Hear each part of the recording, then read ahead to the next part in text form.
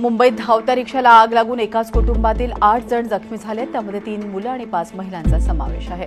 गोवंडीतील शिवाजीनगर भागात रात्री ही दुर्घटना घडलेली आहे। शिवाजीनगरहून लोकमान्य टिळक टर्मिनसच्या दिशेने रिक्षा जात होते। मिळालेल्या माहितीनुसार रिक्षातील सीएनजीचं लिकेज होत होतं आणि स्पार्क होऊन रिक्षाला आग लागली। जखमी झालेल्यांना सायनच्या हॉस्पिटलमध्ये आयसीयूमध्ये उपचार सुरू आहेत। लोणावळा शहरात एका वाईन शॉपला भीषण आग लागली होती। रात्री 10:15च्या सुमारास ही आग लागली होती। लोणावळा नगर परिषद, आयएनएस शिवाजी आणि आयआरबीचे असे मिळून 4 अग्निशमन बंब आणि 2 पाण्याच्या टँकरच्या सहाय्यानं आग विझविण्यास यश आलं। आगीवर नियंत्रण मिळविण्यात 2 तास लागले, मात्र आगीत वाईन शॉपचं दुकान खाक झालं। शेजारी असणाऱ्या एसबीआयच्या एटीएमलाही या आगीचा फटका बसला। प्रथमदर्शनी शॉर्ट सर्किटचा अंदाज व्यक्त होतोय।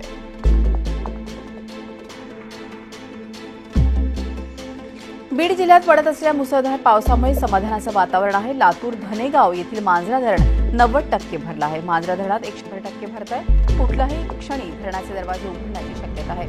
मांजरा नदीकाठच्या नागरिकांना सतर्क राहण्याचं आवाहन करण्यात आलं आहे।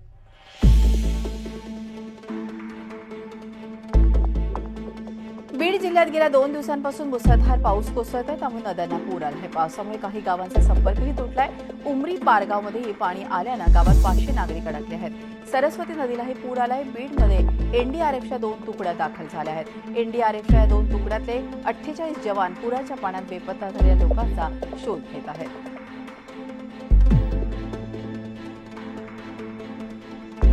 जालना जिल्ह्यातल्या परतूर तालुक्यामधलं निम्न दुधना धरण 92% भरलंय, त्यामुळे धरणाचे 20 पैकी 19 दरवाजे उघडण्यात आले। परिणामी निम्न दुधना प्रकल्पातून सध्या 21,000 क्युसेक्स प्रतिसेकंद याप्रमाणे पाण्याचा विसर्ग केला जातो आहे। तर जिल्ह्यातल्या घनसावंगी तालुक्यामधल्या गोदावरी नदीवर बांधण्यात आलेल्या मंगरूळ इथला बंधाराही पूर्ण क्षमतेनं भरून वाहू लागलाय, त्यामुळे या बंधाऱ्याचे 8 दरवाजे उघडण्यात आले। जालन्यामध्ये नदीत पोहायला गेलेल्या 13 वर्षांच्या विद्यार्थ्याचा पाण्यात बुडून मृत्यू झालाय। पांडुरंग बैराळे याचं मृत्यू पावलेल्या मुलाचं नाव आहे। तो कासुरा नदीत पोहायला गेला होता। परतूर तालुक्यातल्या सेलगावमधली ही घटना आहे। तर बीड जिल्ह्यामध्ये पोहण्यासाठी गेलेली 3 मुलं बुडाली आहेत, त्यापैकी दोघांना वाचवण्यात यश आलं आहे। तर बेपत्ता आकाश रोडे याचा शोध सुरू आहे। परळीतल्या कान्हेरवाडी इथली ही घटना आहे। लातूर जिल्ह्यात पडत असलेल्या मुसळधार पावसामुळे जिल्ह्यातील सर्वच नदी, नाले, तलाव आणि विविध प्रकल्प आणि धरणं भरून वाहू लागलेत, त्यामुळे लातूरचा पाण्याचा दुष्काळ आता मिटला आहे। एकूणच जिल्ह्यातील नागरिकांमध्ये आनंदाचं वातावरण आहे। लातूर जिल्ह्यातल्या मुसळधार पावसामुळे पूर परिस्थिती निर्माण झाली आहे। जिल्ह्यातल्या निलंगा, अहमदपूर, चाकूर तालुक्यातल्या अनेक गावांमधल्या पुलावरून पुराचं पाणी वाहत असल्यामुळे तिथला संपर्क तुटला आहे। हा पूल जवळपास 25 वर्षांपूर्वी बांधण्यात आला होता, त्यामुळे इतक्या कमी कालावधीतच हा पूल कसा वाहून गेला हा प्रश्न आता विचारला जातोय। दरम्यान पुराचं पाणी काही अंशी ओसरलं असलं तरी बामणी गावच्या नागरिकांना ये-जा करण्यासाठी मोठी कसरत करावी लागते। राज्यभरात येत्या 24 तासात मुसळधार पाऊस कोसळणार आहे। हवामान खात्यानं हा अंदाज वर्तवला आहे। कोकण, मध्य महाराष्ट्रासह मराठवाडा आणि विदर्भामध्ये येत्या 24 तासात जोरदार ते अतिजोरदार पाऊस कोसळण्याचा अंदाज वेधशाळेनं वर्तवला आहे। पुण्यानंतर आज नंदुरबारमध्ये मराठा क्रांती मोर्चा होत आहे। नंदुरबारला आंदोलनाची पार्श्वभूमी आहे, त्यामुळे त्या मोर्चाबाबत उत्सुकता आहे। शहरातील अंधारी चौकापासून जिल्हाधिकारी कार्यालयावर हा मोर्चा निघेल। 3 किलोमीटरचे हे अंतर आहे। या मोर्चाला विविध संघटनांनी पाठिंबा दर्शवलेला आहे। विशेष म्हणजे या मोर्चामध्ये शेजारच्या गुजरात आणि मध्य प्रदेश राज्यातील मराठा समाज बांधव मोठ्या संख्येनं सहभागी होणार आहे।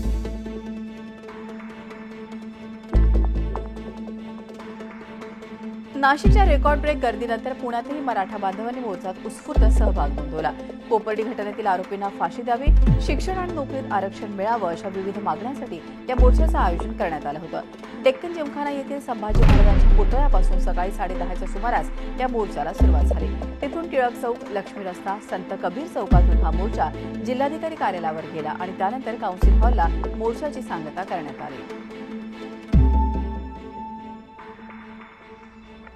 यवतमाळच्या मराठा बांधवांनी मोर्चात उत्स्फूर्त सहभाग नोंदवला। मराठा कुणबी क्रांतिमूक मोर्चामध्ये अभूतपूर्व गर्दी यावेळी पाहायला मिळाली। कोपर्डी घटनेतील आरोपींना फाशी द्यावी, शिक्षण आणि नोकरीत आरक्षण मिळावं अशा विविध मागण्यांसाठी या मोर्चाचं आयोजन करण्यात आलं होतं। या मोर्चाच्या निमित्तानं शहरात कडक पोलीस बंदोबस्त ठेवण्यात आला होता। तसंच शहरात वाहनांना प्रवेशबंदी देण्यात आली आहे। वाशिम येथे मराठा मोर्चाला उत्स्फूर्त प्रतिसाद मिळाला। मोठ्या संख्येने मराठा बांधव वाशिम येथील कृषी उत्पन्न बाजार समितीच्या मैदानावर एकत्रित आले होते। या मोर्चामध्ये मोठ्या संख्येने शाळकरी विद्यार्थ्यांनी सहभागी झाल्या होत्या। यवतमाळ वाशिमच्या खासदार भावना गवळी सुद्धा या मोर्चात सहभागी झाल्या होत्या। यावेळी मोठा बंदोबस्त लावण्यात आला।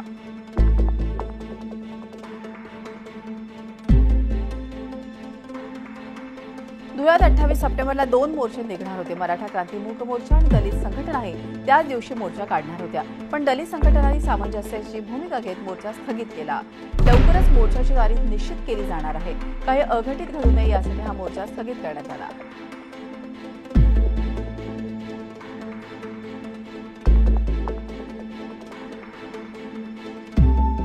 मुंबई लगतच्या ठाण्यात 16 ऑक्टोबरला सकाळी 10 वाजता मराठा मूक मोर्चा निघणार असल्याचं गडकरी रंगायतमधील आयोजित मेळाव्यात जाहीर करण्यात आलं। 3 हात नाका ते जिल्हाधिकारी कार्यालयापर्यंत हा मोर्चा निघणार आहे। या मूक मोर्चाला ठाण्यातील मुस्लिम समाजासह पटेल समाजानेही आपला पाठिंबा जाहीर केल्याची भावना आयोजकांनी दिली आहे। या मोर्चाच्या निमित्तानं ठाण्यात गडकरी रंगायतमध्ये एका बैठकीचं आयोजन करण्यात आलं होतं। मराठा समाजाला आरक्षण मिळालं पाहिजे अशी प्रतिक्रिया मुख्यमंत्री देवेंद्र फडणवीस यांनी दिली आहे। मराठा समाजाला आरक्षण आणि न्याय मिळवून देण्यासाठी अण्णासाहेब पाटील यांनी स्वतःचं बलिदान दिलं। राज्यातील मराठा समाजाचा मोठा भाग आज पाठीमागे राहिलाय, त्यामुळे मराठा समाजाला आरक्षण मिळालंच पाहिजे असं राज्य सरकारचं मत असल्याचं मुख्यमंत्र्यांनी स्पष्ट केलं आहे। गेली 15 वर्ष सत्तेत असलेल्यांच्या अपयशामुळे मराठा समाजावर मोर्चा काढण्याची वेळ आल्याची टीका राज्याचे अर्थमंत्री सुधीर मुनगंटीवार यांनी केली आहे। समाजाच्या सर्व घटकांचे प्रश्न सोडवावे या भूमिकेनं आपलं सरकार या मोर्चाकडे बघत असल्याचंही ते म्हणाले। मराठा समाजाचा मोर्चा म्हणजे 15 वर्ष सरकार समस्या सोडवल्या नाही म्हणून खदखदणारा असंतोष असल्याचं देखील ते म्हणाले। शिवसेनेचे केंद्रीय मंत्री अनंत गीते आणि शिवसेनेचेच राज्य सरकारचे मंत्री रामदास कदम यांच्यातले ताणलेले संबंध सर्वांनाच परिचयाचे आहेत। कोकणातले हे दोन्ही नेते कोणत्याही कार्यक्रमात एकत्र येणं शक्यतो टाळतात, मात्र मराठा मोर्चाच्या पार्श्वभूमीवर हे दोन्ही नेते एकत्र आलेले पाहायला मिळाले। उद्धव ठाकरेंचे स्वीय सहाय्यक मिलिंद नार्वेकर आणि संपर्क प्रमुख विजय कदम यांच्या मध्यस्थीनं रामदास कदम यांनी अनंत गीते यांची भेट घेतल्याची चर्चा आहे।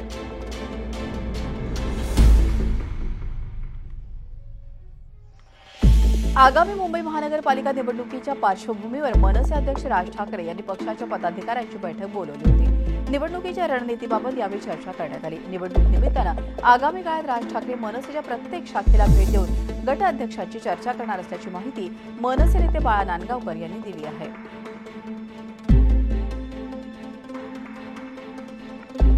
पाकिस्तानी कलाकारांना मुंबई आणि महाराष्ट्रात काम करू देणार नाही या आमच्या निर्णयावर आम्ही ठाम असल्याचं महाराष्ट्र नवनिर्माण चित्रपट कर्मचारी सेनेचे अध्यक्ष अमेय खोपकर यांनी सांगितलं आहे। आमच्या आवाहनानंतर अनेकांनी पाकिस्तानी कलाकारांचं काम बंद केल्याचं त्यांनी सांगितलं।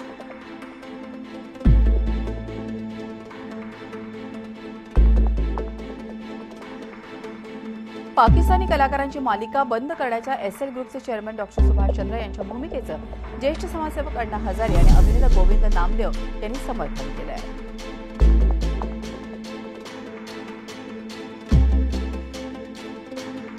अभिनेते सुरेश ओबेरॉय यांनी पाकिस्तानी कलाकारांची तळी उचलून धरली आहेत। पाकिस्तानी कलाकारांची दहशतवादाची तुलना करू नका असं मत सुरेश ओबेरॉय यांनी मांडलं आहे।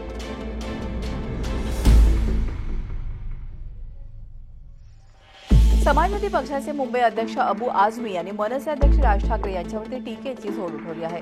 पाकिस्तानी कलाकारांची भारतातल्या व्हिसाची मुदत संपेपर्यंत त्यांना इथून हाकलणं कायद्यानं चूक ठरेल अशी मलिनाती अबू आझमी यांनी दिली आहे।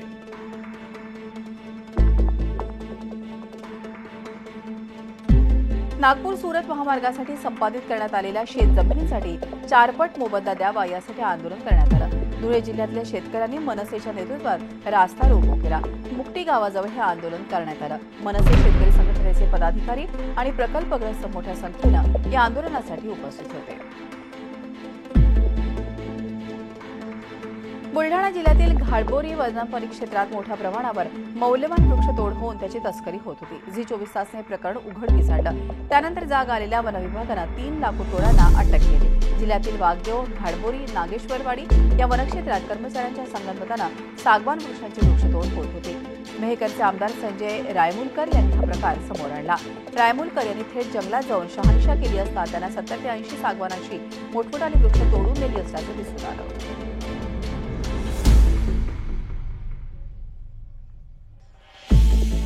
इस्रो एकाच वेळी 8 उपग्रह 2 वेगवेगळ्या कक्षेत अवकाशात सोडणार आहे। सकाळी 9:12 श्रीहरिकोटा इथल्या अवकाश केंद्रातून हे उपग्रह अवकाशात सोडले जाणार आहेत। हवामान, वातावरण तसंच समुद्राची अद्ययावत माहिती आणि छायाचित्र या उपग्रहांमुळे मिळू शकणार आहे।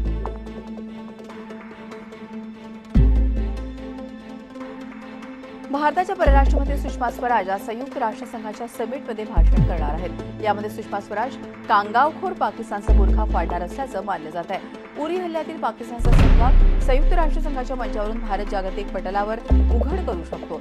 शरीफ यांच्या या उद्दाम विधानाचा सुषमा स्वराज खरपूस समाचार घेतील अशी अटकळ आहे। उरीत झालेल्या दहशतवादी हल्ल्यानंतर पाकिस्तानला धडा शिकवण्यासाठी आता भारताच्या बाजूने कठोर पावले उचलण्याची तयारी सुरू झाली आहे। याच रणनीतीचा भाग म्हणून आज पंतप्रधान नरेंद्र मोदी यांनी दोन्ही देशातल्या सिंधू नदीच्या पाण्याविषयीच्या करारावर या बैठकीत चर्चा होणार आहे। या बैठकीला पंतप्रधान कार्यालयाचे सचिव, त्याचप्रमाणे पाणी पुरवठा मंत्री, परराष्ट्र खात्याचे वरिष्ठ अधिकारी उपस्थित राहणार आहेत। सिंधू पाणी करारावर पाकिस्तानची कशी कोंडी करायची या पर्यायांवर या बैठकीत चर्चा होईल। केरळमधल्या कोझिकोड इथं भाजपच्या 3 दिवसीय राष्ट्रीय कार्यकारिणीची सांगता झाली। समारोपाच्या कार्यक्रमाला नरेंद्र मोदी हे उपस्थित होते। यावेळी बोलताना मोदींनी भाजपच्या राजकीय प्रवासाचा आढावा घेतला। सोबतच सुमारे 2.5 वर्षांच्या सत्ता काळात सरकारनं केलेल्या विकास कामांचंही मोदींनी यावेळी उजळणी केली। देशातल्या शेवटच्या टोकापर्यंत विकास कामं नेण्याकरता भाजप सरकार कटिबद्ध असल्याची ग्वाही त्यांनी या निमित्तानं दिली। पंतप्रधान नरेंद्र मोदींच्या मन की बातला 2 वर्ष पूर्ण होत आहेत। मोदींनी 24व्या मन की बात या कार्यक्रमातून जनतेशी संवाद साधला। यावेळी उरी हल्ल्यातील दोषीला शिक्षा देणारच याचा पुनरुच्चार पंतप्रधानांनी केला। मन की बातमधून पंतप्रधान मोदींनी भारतीय सैन्याचं कौतुक केलं। काश्मीरमधील जनतेचं संरक्षण करणं ही सरकारची जबाबदारी असून जम्मू काश्मीरची जनता शांततेच्या मार्गाने चालेल असा विश्वासही त्यांनी व्यक्त केला। भारत आणि अमेरिकेच्या लष्करानं संयुक्त सराव मोहीम हाती घेतली। उत्तराखंडमधल्या राणीखेतमध्ये ही संयुक्त सराव मोहीम घेतली गेली। यातून दोन्ही देशांच्या लष्करी युद्ध कौशल्याचं कसब आजमावण्यात आलं। दोन्ही देशांकडून प्रत्येकी 250 सैनिक या संयुक्त सराव मोहिमेत सहभागी झाले होते। हल्ला आणि त्याचा बिमोड त्याची रंगीत तालीम यामधून करण्यात आली।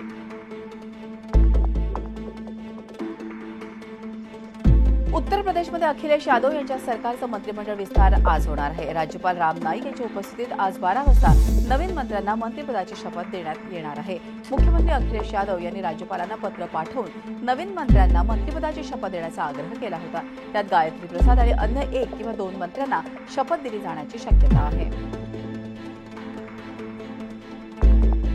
प्रकृती खालावल्यानं तामिळनाडूच्या मुख्यमंत्री आणि अण्णा द्रमुकच्या सरचिटणीस जयललिता यांना चेन्नईतील अपोलो रुग्णालयात दाखल करण्यात आलंय। सध्या त्यांची प्रकृती स्थिर असून काळजीचं कारण नसल्याचं रुग्णालयाचे मुख्य कार्यकारी अधिकारी सुब्बिह विश्वनाथन यांनी सांगितलं। जयललितांना रुग्णालयात दाखल केल्याचं कळताच अण्णा द्रमुकचे पदाधिकारी आणि कार्यकर्त्यांनी मोठ्या संख्येनं रुग्णालयाच्या आवारात गर्दी केली होती। तर नागरिक अम्माच्या चांगल्या आरोग्यासाठी रस्त्यावर प्रार्थना करत आहेत। काश्मीर खोरे सुमारे 2.5 महिन्याहून अधिक काळ धुमसत आहे। त्यामुळे काश्मीरमध्ये संचारबंदी लागू करण्यात आली होती। मात्र आता संचारबंदी उठवल्यानंतर काश्मीरमधल्या रस्त्यांवर घोंगावणारे अशांततेचे वारे मावळल्याचं पाहायला मिळालं। संचारबंदी उठल्यामुळे श्रीनगरमधल्या नागरिकांनी दुकानात खरेदीसाठी गर्दी केली होती। तर रस्त्यावर वाहनांची वर्दळ आणि माणसांची गर्दी पाहायला मिळाली। भारताची शान असणाऱ्या हिमालयाचं सौंदर्य कॅमेऱ्यात टिपण्याचा मोह जगात भल्याभल्यांना आवरता येत नाही। टॅटॉन ग्रॅव्हिटी रिसर्च ही अशीच एक संस्था आहे। या संस्थेनं 20,000 फुटांवरून GSS C520 या जगातल्या सर्वात प्रगत सिस्टीमचा वापर करून हिमालयाचं विहंगम दृश्य कॅमेऱ्यात कैद केलं आहे। नेपाळमधून कॅमेऱ्यात कैद केलेल्या दृश्यांमध्ये माउंट एव्हरेस्ट हे जगातलं सर्वोच्च शिखर आणि त्याच्या आजूबाजूची सर्व उत्तुंग हिमाच्छादित शिखरं डोळ्याचं पारणं खेळतात।